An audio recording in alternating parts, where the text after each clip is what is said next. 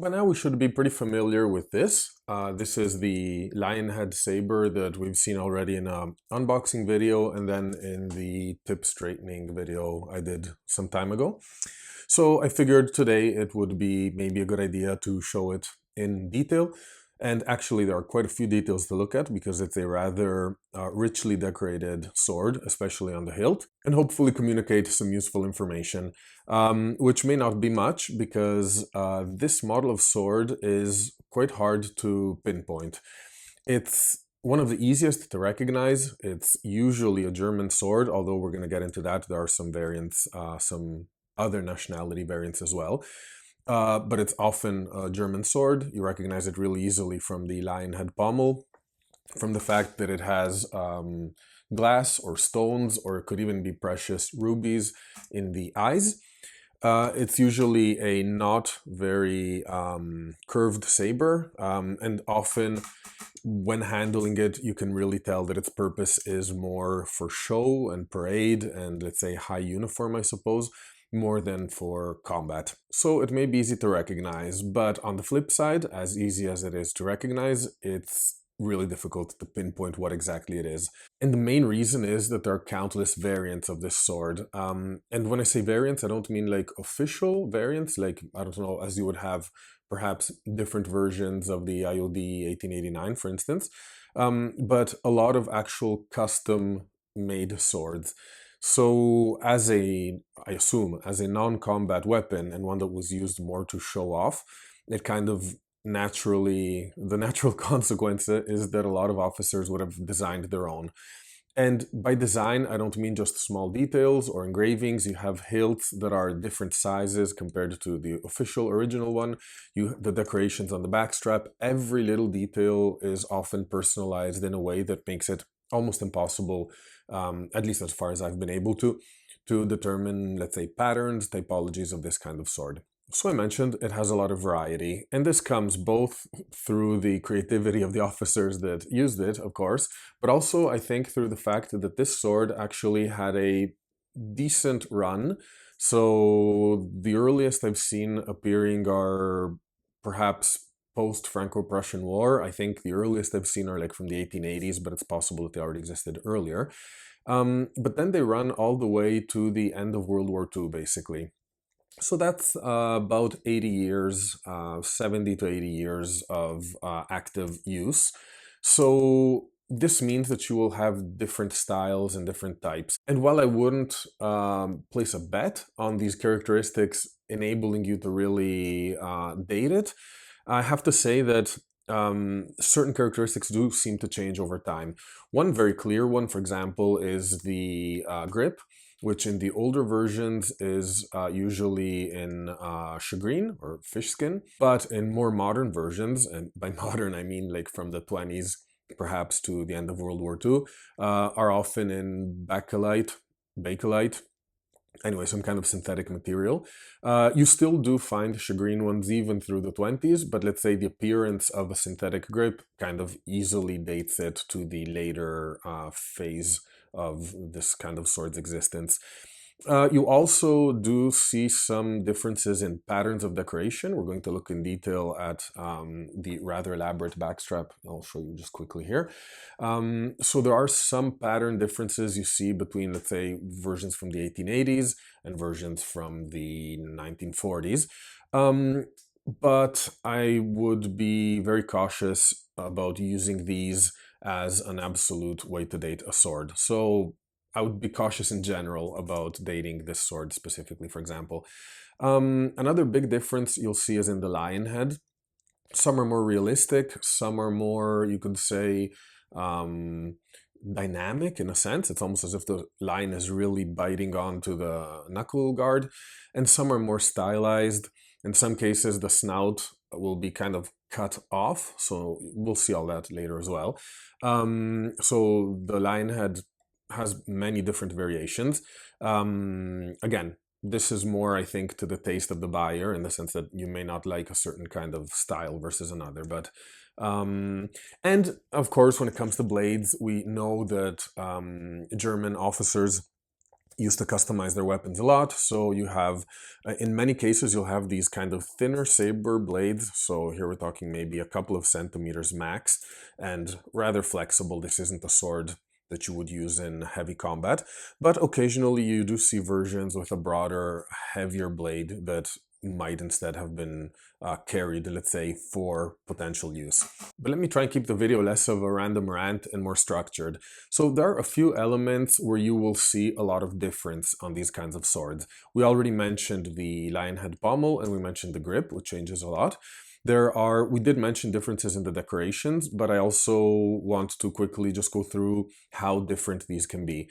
So you'll see striking differences on the pattern on the backstrap, for example. You'll see differences in in this ring here on the grip.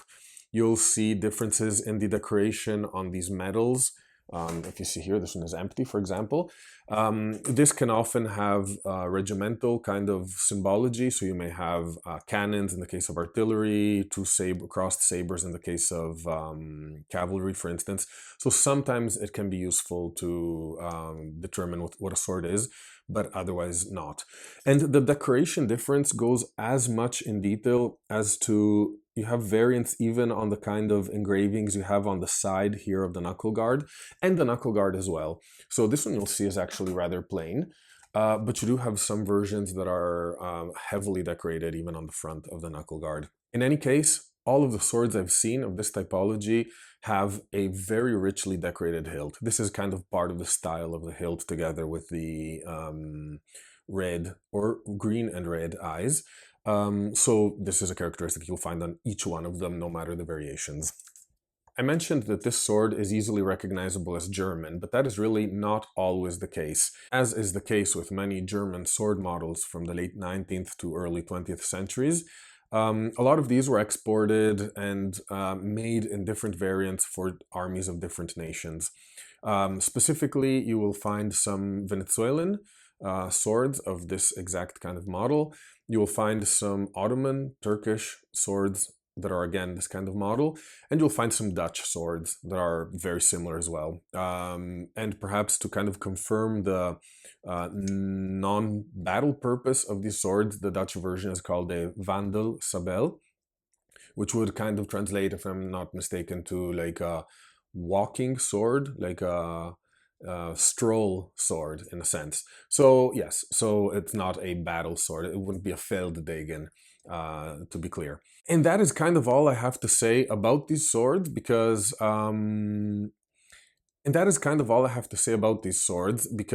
their long life means that they kind of went through a bunch of different governments. So they went through Imperial Germany, the Weimar Republic, and obviously the Third Reich.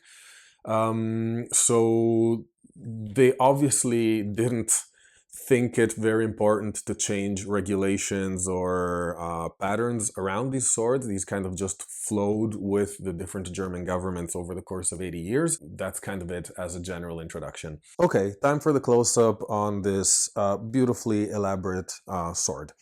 So the first thing I want to mention about this one specifically is that unfortunately it is rather loose in the hilt. So it's not super dramatic, but you'll see there's definitely some play there. This may be a candidate for a repeening job or just a tightening, because as you can see, the difference between the iron on the peen and the brass here is actually striking enough that I don't feel like a couple of taps on the iron would kind of ruin the patination, as it would perhaps if it was steel that had aged consistently. But again, this is just something I'm thinking about. It's not something I'm necessarily going to do. So let me know what you think. So we'll start with the hilt because it's the most striking part of this sword, I would say.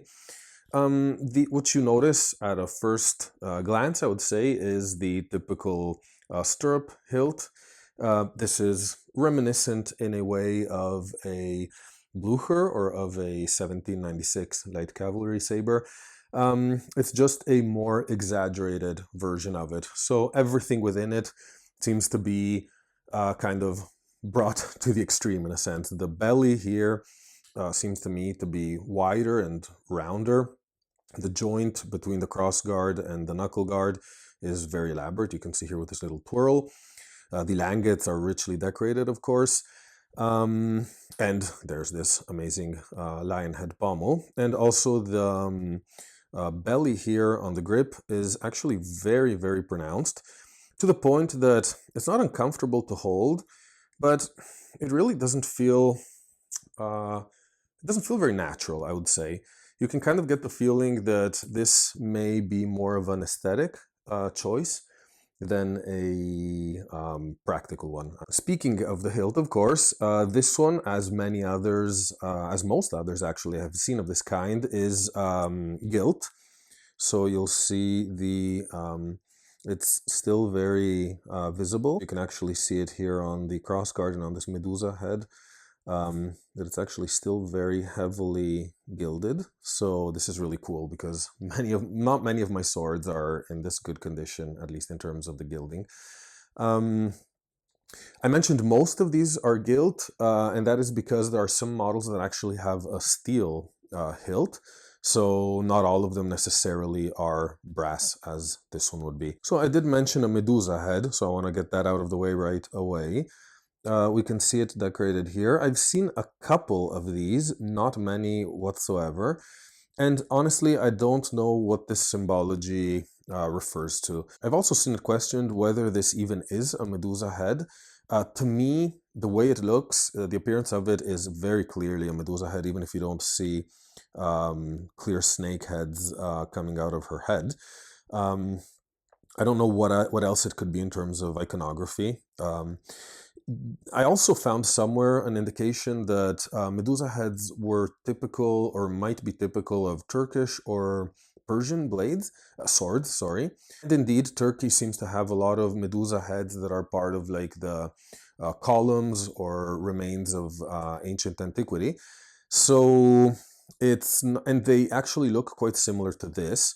So this makes me think it is a Medusa head. However, this specific sword is definitely not Turkish because of what's written on the blade, which we'll see in just a second. However, this doesn't necessarily deny that other versions with Medusa heads like this may be an indication of a Ottoman provenance of a sword. I don't know though, this is something you need to do your research on. Now, looking at the crossguard, I want to point out, because here you really see it well, the minute and intricate detail of this hilt. So you see these small cross decorations. Each one has a dot or two dots in each one of the triangular sections. You also see here, it's really interesting how it kind of expands. You have this cut bit going into the head of this panther, tiger, I'm not sure. This is another interesting point to mention. The quillin is also decorated very richly. You'll see it has this kind of tiger head, I would say. Very stylized, but also very beautiful. This is fairly common. Again, it comes in different qualities of manufacturing, I would say, but it's a fairly common characteristic. As I was mentioning, you have this, the connection between the crossguard and the knuckle bow is this rather beautiful little loop. And in this case, for this sword specifically, you'll see that the decoration of the knuckle guard stops here at this loop. The knuckle guard itself is then very basic, up to where it meets the teeth of the lion on the pommel. This is a beautiful characteristic, and it's especially beautiful on this sword, or swords like this, in my opinion, because the ones with the cut snout, let's say, with the stylized snout, they just kind of, it unites with the mouth of the lion, but it's not as evident as it is here. Here you really see the teeth kind of grabbing on to the knuckle guard, and the knuckle guard kind of really fitting into the mouth. You can almost, I won't say realistic, of course, because golden head lions are not that, but it's as realistic as you can get, I would say. This one, I'm lucky enough that it still has both of its eyes. These eyes are often glass, I think especially on the newer versions. They can even be some kind of red semi-precious stone, I suppose, but it's not unheard of certain of these swords, especially the fancier ones, having actual rubies. So if you have one, make sure you don't just throw it away or lose the eyes, because, well, apart from the integrity of the sword, you might be losing some cool precious stone. You can actually see the fur on the lion. It's slightly, you have these little cuts along the lion's mouth and face. So even the fur is stylized quite beautifully, and the mane is semi-realistic, I would say, very intricate. And it kind of, well, here you see the peen, which we already saw earlier. And then the mane kind of gives way to this typically 19th century kind of floral geometric decoration. So you have these flowers here. You have these that seem like crowns, and then some geometric patterns. Again, together with the Medusa that I was talking about before and the lion's head as a way to potentially recognize or date these swords, these wings, let's say, can help, or the pattern you see on the backstrap can help, or even the pattern you see here can help you identify or kind of place it a little in time. So according to the research I've done so far, the closest in age to this sword, if I look at all the characteristics I've mentioned, seem to be swords from the late 1800s. So perhaps on the earlier side of this kind of model's life cycle. Closer to the 1890s actually than to the 1880s, because there are some differences, at least in the examples I've been able to look at. But it definitely does not seem to be the case that this would be a sword from the 1900s. You also have some significant differences in these rings. These, I would assume, were probably an easier part to customize because they could be produced separately, I imagine.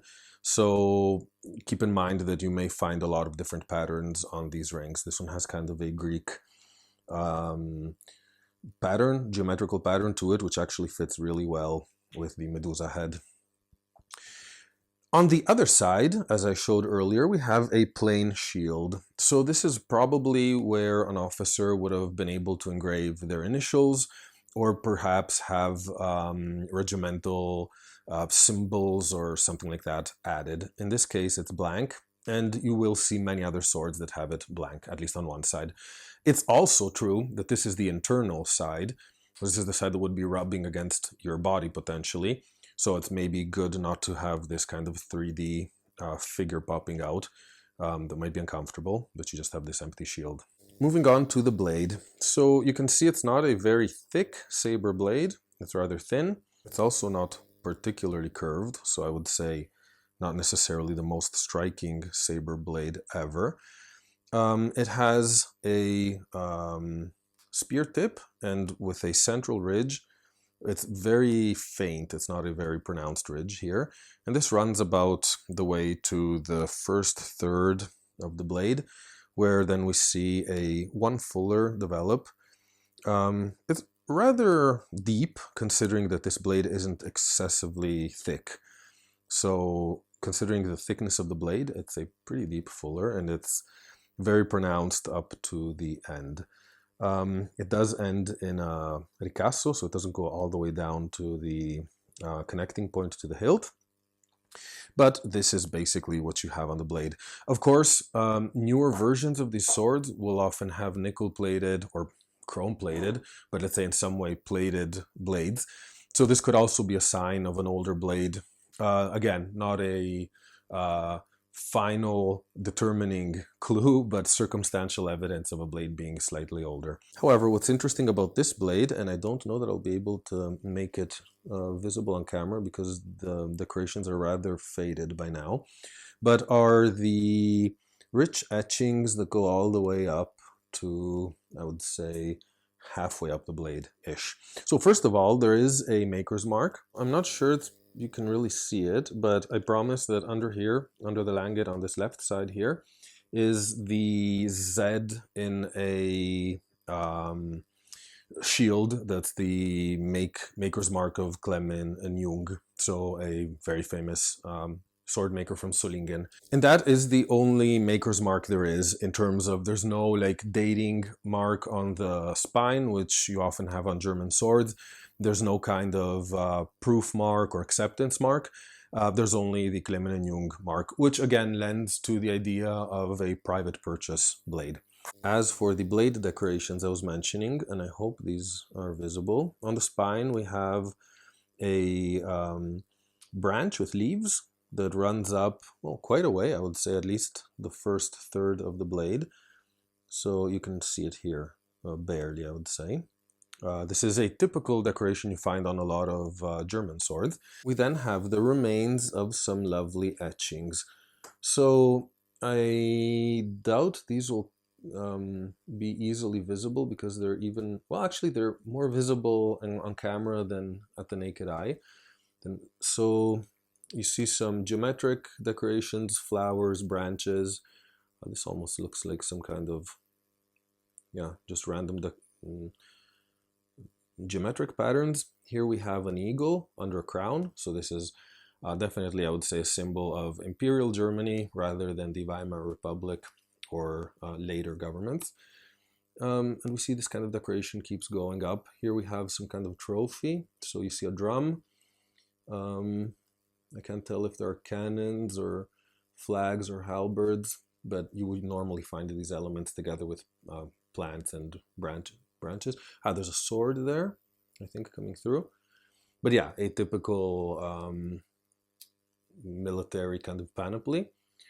And as we move up, the decorations fade out and the blade is undecorated. On the other side, not surprisingly, we have very similar decoration patterns. Let's see if I can show you anything. So here we seem to have, again, some kind of trophy or something. Here is what's interesting. We have an eagle that is parallel to the blade instead of perpendicular, so it's not sitting vertically on the blade, but it's like running this way.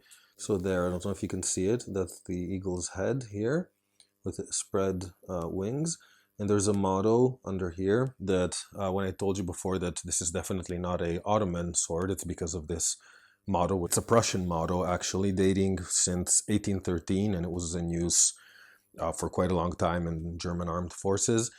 And this motto is mit Gott für König und Vaterland. So that would mean with God for the king and country, basically. The only thing you can currently read here is mit Gott für, and you can't really read anything else because it's kind of covered by the only area of heavy pitting on the blade.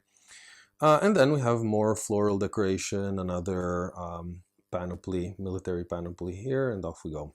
So the tip was the tip I had bent back into shape.